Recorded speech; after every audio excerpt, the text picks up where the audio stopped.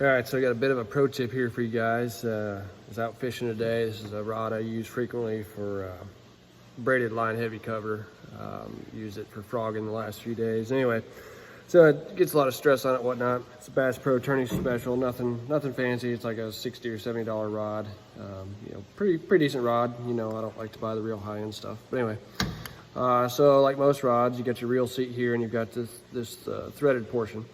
Well, I noticed today while I was fishing, the reel was coming loose from the seat, and I started to tighten the screw down, and I noticed it was like stripping out.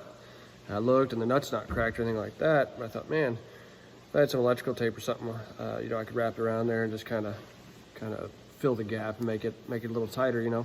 Well, I didn't have any electrical tape because I was fishing, so we used a piece of grass. If I can get it undone now. Apparently it's good quality grass. Okay.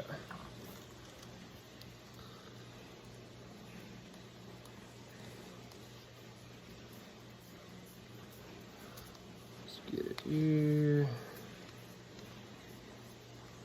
So as you can see, there was the piece of grass I wrapped around it. Basically takes the purpose of like electrical tape, or for those of you that are plumbers, Teflon tape. And it worked good.